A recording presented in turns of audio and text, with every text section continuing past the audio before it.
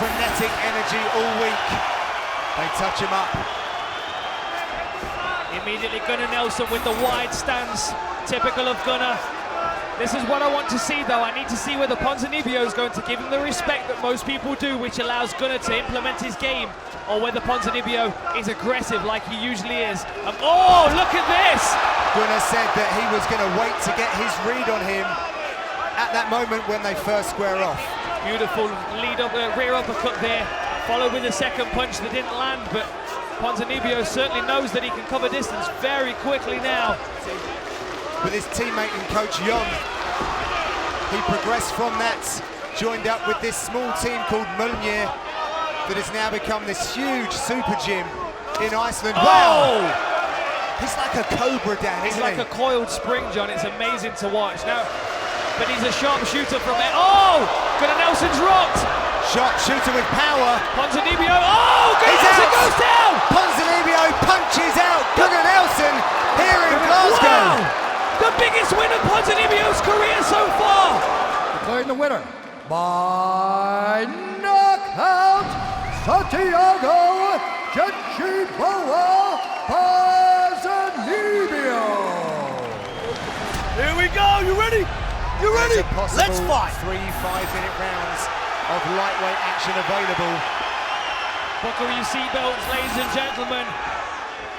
Look at the look on Paul Felder's face. He is here for war. Stevie Ray looking to start with a Superman punch. The teep stifles it.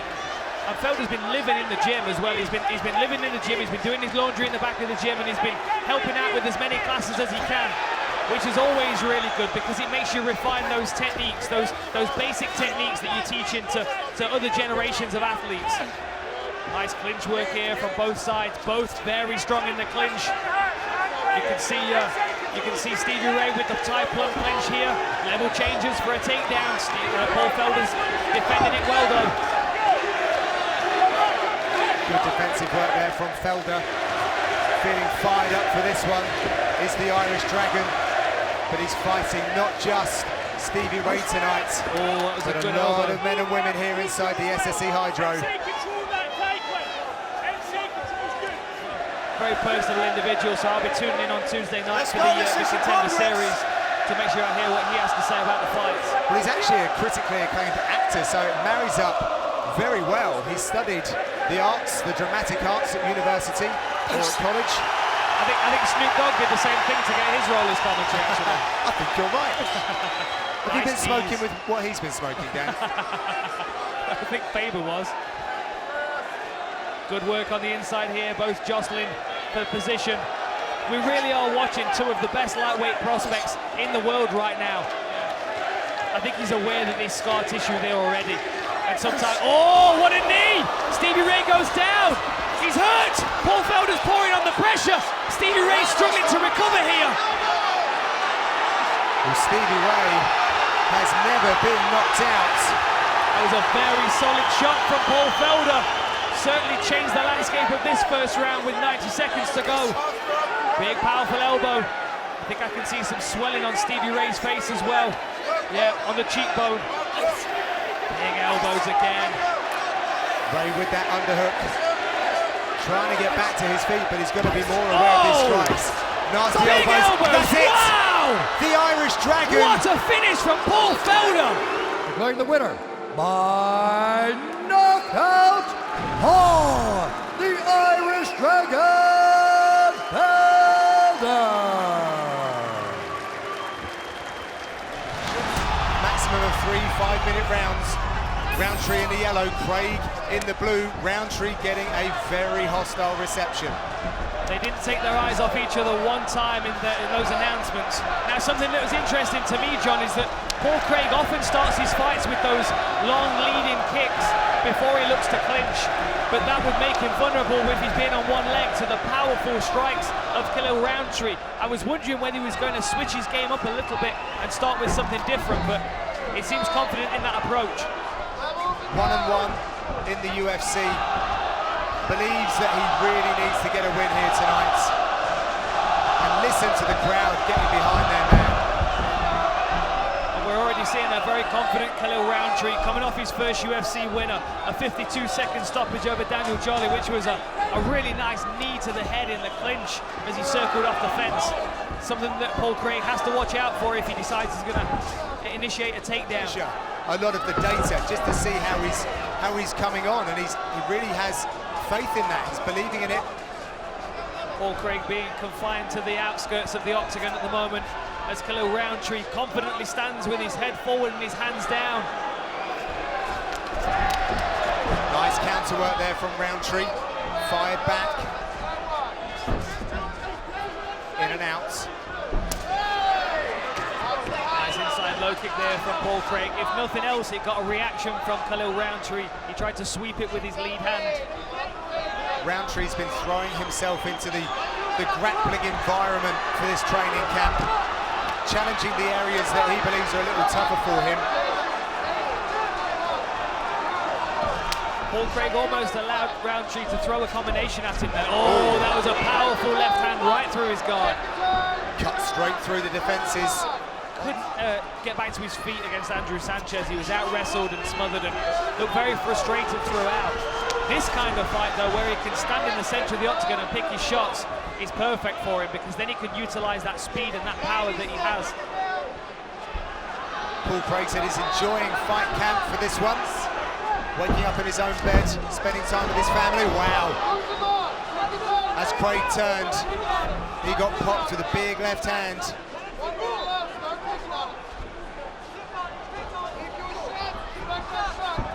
Roundtree also... Oh, big uppercut. Nice kick to the body there from Roundtree. Kind of throw caution to the wind and try and close the distance and get his hands on Khalil Roundtree. There's no doubt that it's not going to be easy. He's not going to be able to take him down and hold him down immediately. I would imagine that Roundtree's prepared for that and he's ready to scramble. But he will slow down if you keep trying it. And the longer you stay at this punching range, the more you are playing into his game. He seems to be waiting a little too much for me. Oh, that was a nice body kick though, but countered with a big right hook from Roundtree over the top. Last few seconds. Oh! Big powerful shot! Survive the last few seconds. Oh, no, he doesn't. Beautiful Khalil knockout. Roundtree gets the knockout victory in the final seconds and bears down over the bear Jew. Declaring the winner by knockout, Khalil Roundtree Jr. Marshman straight to the centre of the octagon. James with the reach advantage, but look out for the striking of Marshman, who has 3 knockdowns in 2 fights. I'm sure it didn't take more than a session or two to realise what Jack Marshman's all about. Yeah. Look at this, marching forward with that good head movement, good footwork. Trying to find his way inside the reach of Ryan James so he can land those clubbing punches. But it is the powerful hands of Marshman that may be the difference tonight. I was going to say, John, there's probably the same power in those 3 shots from Marshman as there are in 5 from Ryan James. It's the black belt that Ryan James that we've got to be watching out for in this fight, I think. Especially when his opponent's circling towards it. Nice, good exchange there, a couple of punches landed clean for Marshman. Marshman, a serving paratrooper. Very popular fighter back in the UK. Good sweeping body kick there from James into the midsection of Marshman. Nice lead uppercut. Snap the head back a second. High, high. That's it. Where's that inside leg kick? With the old school photo saying, "When I grow up, I will destroy you all." Well, he's certainly trying that now against Jack Marshman. This is the first time we've seen him push forward. Always useful to keep your mind sharp, ready for a mixed martial arts contest. Obviously, a little more physical in here, and the risks are a lot higher. But oh, there's the lead uppercut again. Oh, lovely 1-2 there from Marshman, who also fights going backwards. Started to find his range, but interestingly, after that powerful right hand, Ryan James immediately started to move forward. All your round, Jack. Keep it busy. Yes, Jack. Good shot. I need that right after the jab, Marshman. Don't brawl. Do not brawl. Do not brawl. He does like to get drawn into a fist fight sometimes, and this is one of those times when he wants to stay alert and stay sharp, so he's not getting caught with things on the way in. Oh, beautiful! There's the uppercut again, snapping the head back, but Ryan James fires back. Both guys showing how tough their chins are, how well they can take a punch. Crowd loving this one. Marshman coming forward, he's willing to take that jab to land a 1-2.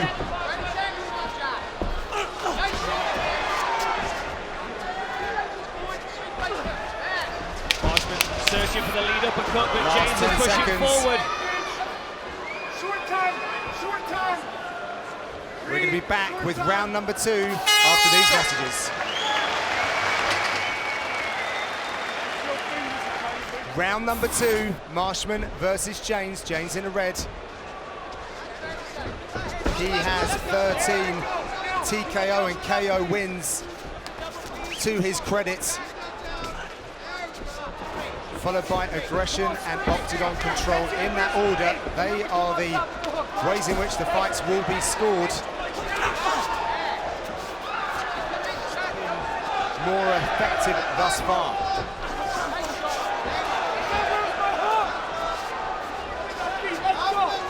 Marshman trying to bury these fists at range.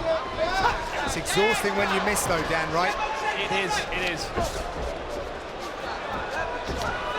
Past the halfway mark in this contest. It's been a stand-up battle so far.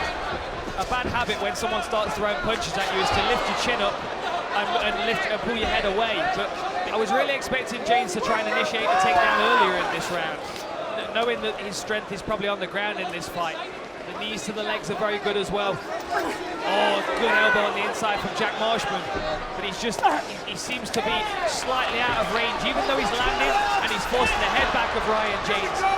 He's not really able to get any real purchase on those punches, enough to knock him down. I think if anything, it's going to be a hooking punch that's going to do it, because that won't push his head back, that will twist his chin around. There it is, there's the hook. Someone's off their mouthpiece. I think it's Marshman. Marshman bobbing from side to side, last 10 seconds. We're going to take a quick break. We will be back with the final round after these. Jack, this yours? Third and final round here in Glasgow. It's the range that Marshman seems to be struggling with a little bit. And I've always felt, watching his previous fights when he was on Cage Warriors, I always felt like he was kind of one of those fighters that's a bit caught between two weight classes. Real, raw and unfiltered, UFC presents an all-new podcast, UFC Unfiltered, with Jim Norton and Matt Serra. Catch new episodes every Tuesday and Thursday. Visit UFC.com for more information. There was also a hint in the James corner that the judges may be swayed due to the location, the geographic location of this fight, but I don't think that's the case. I would like to think not. Well, the judges around the octagon are familiar faces that do it. I have to wonder, John, whether James just doesn't want to chase that takedown because he feels like it would be a waste of energy if Jack Marshman's got good takedown defense. He could be chasing a takedown that he doesn't. Oh, that was a big left hook. Good punches from both guys. James coming off the better there, moves forward into a clinch. And there's the variety from James. Throwing in some knees, dirty boxing. Yeah, this is where the height and reach comes into play, when you can clinch somebody. Okay, stop time. Over there. Over there. Jack, over there. Go. Some issues there for Marshman and his mouthpiece. 45 seconds, John. Potentially all to play for. Marshman started strong. James is coming on strong as the fight progresses. He's now chasing Marshman, prying with his jab. Good counter boxing from Marshman though. Oh, a nice lead left hook from James. Difficult one to score this one. It could be all about these last 30 seconds. Last 20 seconds.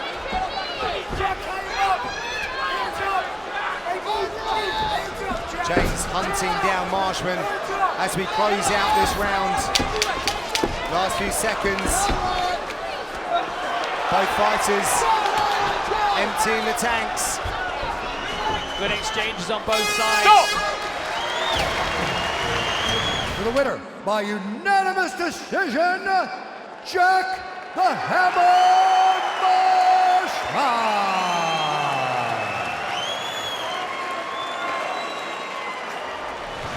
Willis on your right. Willis wearing the white, Mulheron wearing the black. Southpaw versus orthodox. Watch for the movement of Mulheron. He says he moves more like a welterweight. A big laugh at the weigh-ins yesterday when they faced off, and there was just a big grin on his face, just kind of wide-eyed, big grin. Yeah. Not what you would normally see at a weigh-in, but... Willis also went down to Extreme Couture in May to get some sparring in with the big boys down there. He really believes that everything that he's experienced in life has led him to this point. So there is an opening that he's creating there. Oh, look at this. Takedown from Willis, very nice. Yeah, nicely executed there. Kind of just dropped down to a knee, turned the corner, finds himself on Saturday, July 22nd. Don't miss Fox UFC Fight Night. Weidman versus Gastelum from Long Island, New York. The main event pitch, New York's own Chris Weidman against rising contender Kelvin Gastelum. Tickets are available now at Ticketmaster.com for the UFC's first trip to NYCB, live home of Nassau Veterans Memorial Coliseum. Trying to draw the attack and counter. Oh, look at this. Big exchanges. You never know what's going to happen when two big men like this engage in close quarters.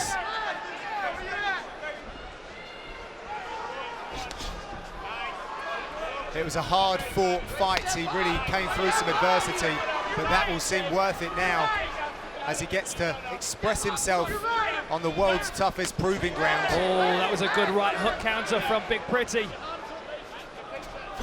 Oh, that'll tingle. My goodness, big power every time something lands. Last 10 seconds. Final moments here. We'll be back with round number 2 after these. July 29th, 10 in the east, 7 in the west, only on pay-per-view. A spinning back kick to start the round for Mulheron. I have to say that, look at that Superman punch. I have to say that I think that that Justin Willis took that first round. Good takedown, he landed some good powerful shots as well.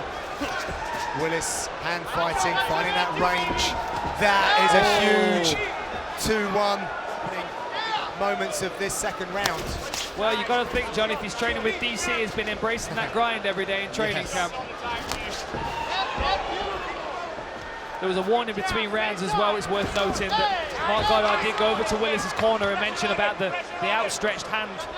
You can see he's got the John Jones tactic of reaching for that lead hand, which is common if you're fighting somebody of an opposite stance because you're trying to control the jab in hand. Willis has had 3 fights fall through on him since he last competed 13 months ago. There's that warning from Mark Goddard that you were alluding to between rounds, Dan. Mulheron seems to be struggling to find his way in at the moment. Well, that was a nice Superman punch. So used to being on the road, Dan. I know, John. Truly international sport we have. Wow.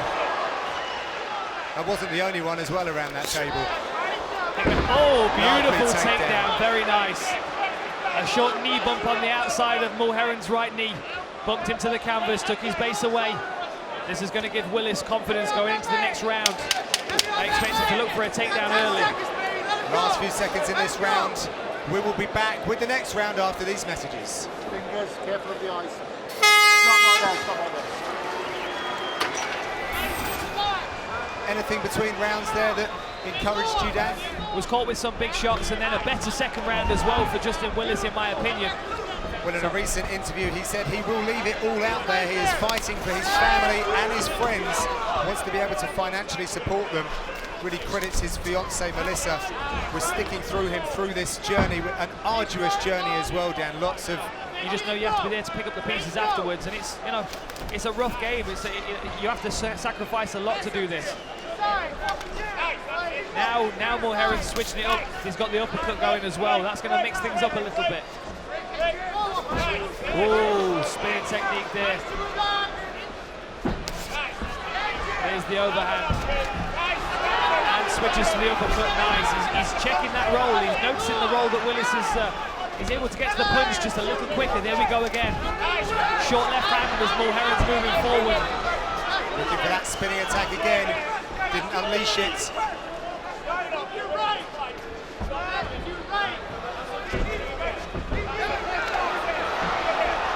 Well, Willis Willis forces Mulheron up against the fence. This is going to give Mulheron the opportunity to break and land some powerful shots on the inside, like he is doing right now. That's what they wanted Willis to do, to turn the pressure around, force his opponent up against the fence, and just try and maybe even a takedown, as we're seeing here. Nice work there. Hits that takedown. Mulheron turning to try and get up. This is how he got his arm caught last time. We can see Willis reaching for it, feeding the wrist through. There's not a great deal of space there underneath the big man, but he's creating it. Trying to feed the hand through. There it is. We saw that with Khabib Nurmagomedov versus Michael Johnson.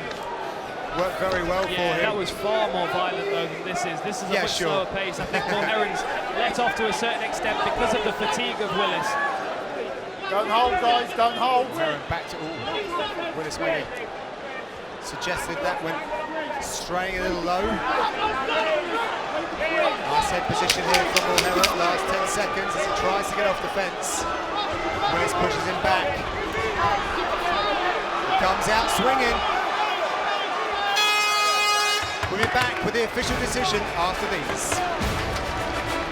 For the winner by unanimous decision, Justin Big Pretty Willis. You can feel the energy inside the SSE Hydro, Dan. I can, John. It's been churning since the weigh-ins yesterday when they were almost fist-fighting on stage. Both very fired up for this. Both have a lot of self-belief. Calvillo working on the outside at the moment. Her corner have said, don't sleep on her striking. She hits hard, she works out with the guys. But Calderwood will look to keep this at range, Dan. Yeah, she's showing great footwork so far as well. Oh, nice inside low kick. That fired Calvillo up.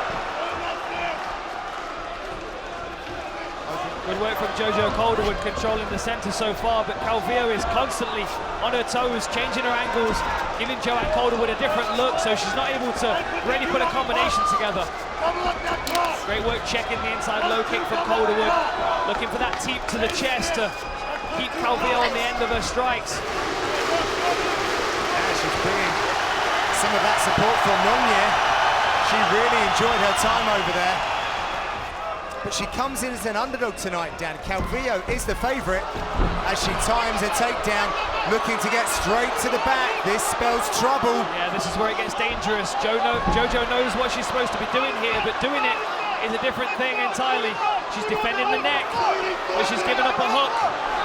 This is where Calvillo gets very strong. She's got both hooks in now. Oh, look at that. Joe Calderwood scrambles. She's got to be careful of her arms. Calvillo she's got that set up. She's looking for the arm. That's good work from Calvillo. Not a great position for Joe Calderwood to escape from here. She needs to be back on her knees. Check the clock. She sweeps her over. 10 seconds. Will she break the grip? This is She's softening the body of Calderwood. She's taking the arm. There's the buzzer. We will be back. Round number 2. Calderwood in the blue. Calvillo in the black. Team Alpha Male versus TriStar. What did the corners say, Dan? Well, it was interesting because Faraz came straight into Jojo's corner and she said, you were doing good work, but you've got to lower your level a little bit. She stands very traditional Thai boxing stance. She's quite high, she's got quite straight legs, which is great for striking, but whenever you have somebody level changing underneath you, you have to kind of lower that level a little bit. You have to make it more difficult, or seemingly more difficult, to get in on the legs. So lowering that level and making yourself look shorter. A little bit of claret running from the nose of Calderwood. Oh, a nice teep. Nice push kick. Good work, not rushing in though. Jojo was a couple of pounds over. I just think it may have got to that stage in her career now where she's of an age where her body doesn't want to cut to that lower weight class anymore. Calderwood looking to employ their kicks and long-range shots. Nice takedown defense and a good kick to the body straight after it. Play, and they do play like they're very relaxed and they're not taking it very... Oh! There's a spinning elbow. Beautiful work. These ladies are enjoying themselves. Jojo got there first. This is a good round for Calderwood so far, but you've got to be expecting as this last minute comes to play, that Calvillo is going to try and bull rush and close that distance and try and get that double leg takedown.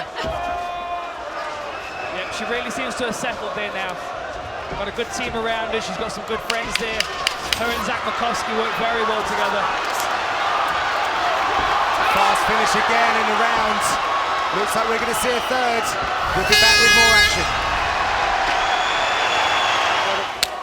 One thing I'd also like to say, in the commercial break when we went into Calvillo's corner, she's having the most amount of fun. I mean, really I saw all of her mouthpiece, she was smiling so wide. Yeah, she fights like a mature pro, that's for sure. The lean back there from Calderwood. And one thing that we saw in Calvillo's fight against Pearl Gonzalez was boxing exchanges for 2 rounds pretty much. But then in the second round, Joe Calderwood showed some good takedown defense, so there may be some hesitation there now. Well, neither fighter showing signs of relenting on their volume and pace. But she's got to put hands on Jojo, and at the moment, she's enjoying that blitz, that flurry style attack. Yeah, she does a good job with flurrying forward with several punches. We were saying again against Pearl Gonzalez, she was doing it. Oh, there's a nice elbow from Jojo there. Yeah, eat that, says Jojo. That's the danger when you run in there. Although Jojo is the one that's kind of slowly picking it. Oh, that was a nice head kick. Glanced off the chin. Oh, maybe she's looking at doing it in this last minute. She's got to make quick work if she's going to get the submission that she wants. Here she goes. Beautiful work by Jojo. Kicks her hips back. Creates that distance. Really good Muay Thai kicking from Joe Calderwood.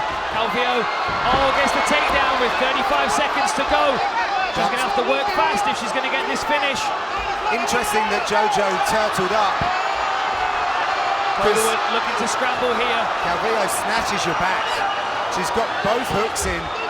Hand fighting now. 17 seconds. Calderwood's got to be mindful of the arms. 10 seconds. This could make it difficult to score now, John. You've got to think, because it just takes a few seconds, Dan. This is a shark attack. Wow. Saved by the buzzer. You've got to think there was a takedown in the first round at the end and a takedown in the third round at the end. For the winner by unanimous decision, Santiago.